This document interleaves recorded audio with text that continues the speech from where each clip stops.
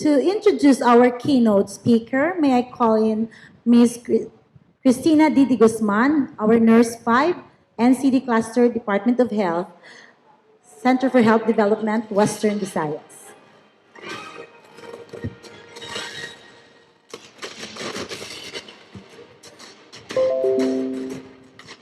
Thank you, Ms. Aura.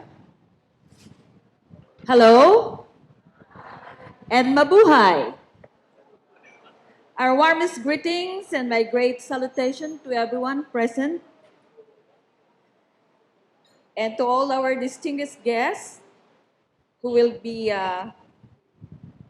introduced formally later, and to our Western Visayas Center for Health Development members of the EGSICOM, headed by our Regional Director, Dr. Julia Villanueva, and our Division Chief of the Local Health Support Division, Dr. Maria Palmones. Ladies and gentlemen, it's my pleasure and honor to introduce our very humble keynote speaker today. Along with a long list of his CV, he just wanted me to introduce very short about him. Our keynote speaker is a diplomat of the Philippine Board of Psychiatry, a fellow Philippine Psychiatric Association, and currently our guest holds vital key positions at the National Center for Mental Health, and among the following, he is the chairperson for Planning and Development Committee of the National Center Mental Health. He is the Chief Medical and Professional Staff of the Community Service, a designated Patient Safety Officer, Chairperson of the Hospital Inspection and Acceptance Committee for Infrastructure Projects, Chairperson for Medical Audit Committee. He is also the Chairperson, Technical Working Group for Development of Tertiary Care Clinical Pathways for Common Mental Illness, Development of Guidelines for Seclusion and Restraints. From 2018 to the present, he's the Chief for Adult Section of the National Center for Mental Health. And also with same year to the present, he's the he's a chairperson for the Technical Working Group of the Development of Protocol for Management of Agitation. And from June 15, 2019 to the present, he is also the medical specialist for. Our guest is a graduate of medicine of De La Salle University College of Medicine in 1987-1991. He also earned his degree of Master's in Management and Hospital Administration at the Philippine Christian University in 2018 to 2019. He is an active member of the Public Relations Officer of the Philippine Psychiatric Association in 2006 to 2007. He was then the chairperson on Addiction Psychiatry Philippine Psychiatric Association Convention in 2002. He's the founding member of a group of addiction psychiatry in the Philippines. Our guest, our keynote speaker rather, has a long list of international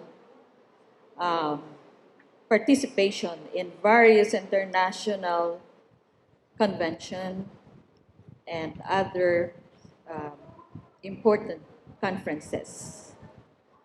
And among of the recent one is that he was a delegate to the APIC Improving Networks of Community Mental Health Services in the Asia Economies in Lima, Peru, last July 2019. Also participant, workshop on practical approaches to the effective treatment of drug addiction in Asia in Shanghai, China, October 2019. Further, he was a participant to the second Southeast Asia CNS Conference, Bali, Indonesia in 2007. Practical approaches to the effective treatment of drug addiction in Asia, Kuala Lumpur, Malaysia, 2006. Pharmacological and behavioral treatments for opioids and alcohol, club drugs and youth, What to Do, in Bali, Indonesia, in 2005. He also is a rater training, recertification on positive and negative syndrome scale, Montgomery-Åsberg Depression Rating Scale, Young Mania Rating Scale in Monte Carlo, Monaco. Another, he has also attended the rater training and certification on same in Brussels, Belgium in 2000.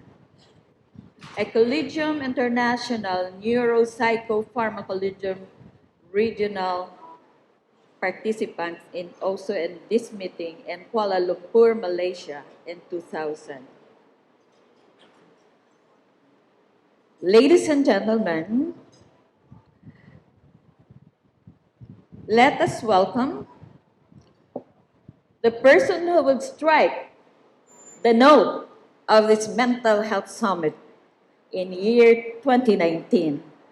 Please join me in welcoming with a round of applause to our keynote speaker, Dr. Noel V. Reyes.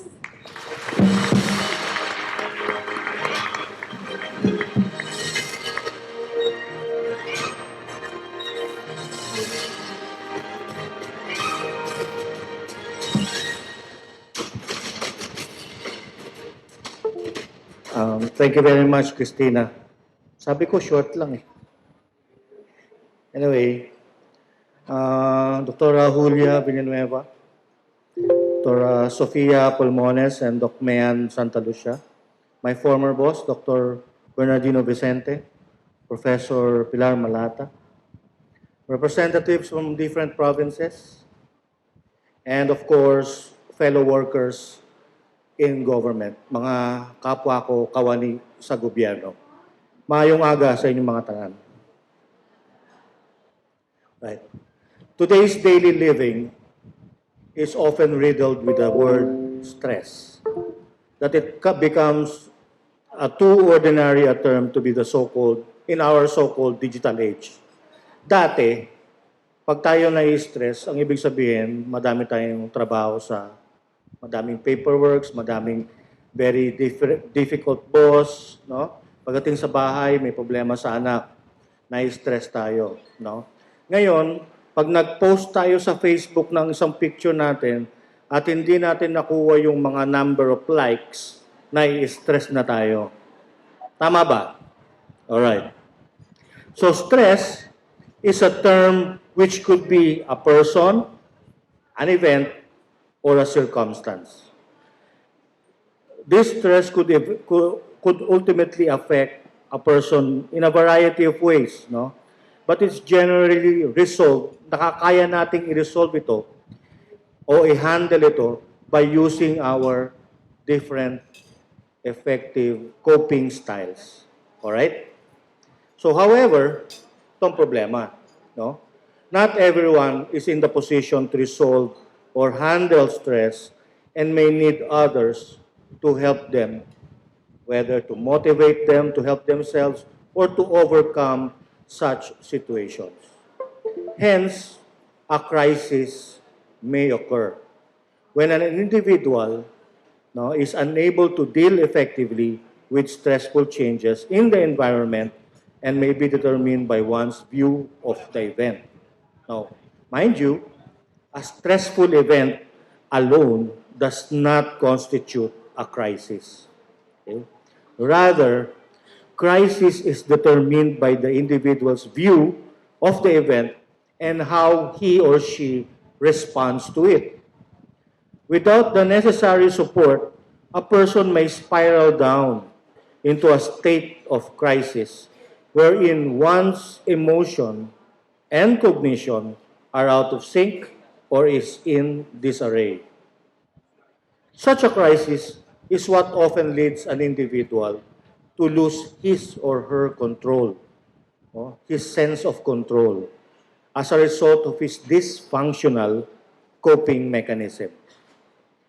And eventually, this would lead to impulsive behavior, acting in an impulsive behavior such as suicide. Okay. Now, as Dr. Mayan Santa Lucia already pointed out, according to the WHO, deaths by suicide is the second leading cause of mortality among 15 to 29 years old. Now, as I go along with this talk, when I will talk about the National Center for Mental Health 24/7 crisis hotline, I will tell you that the most common age group that is calling this hotline is at 15 to 35, with the majority in the 20 to 24 age group. So pasok na pasok tayo sa WHO na the second leading cause of mortality is among the 15 to 29 years old, with around 800,000 cases on a yearly basis. Furthermore, 79% of all suicides occur in low and middle income countries, which bear the larger part of the global suicide burden. In the Philippines, sa atin, okay, we are the only predominantly Christian country in Asia.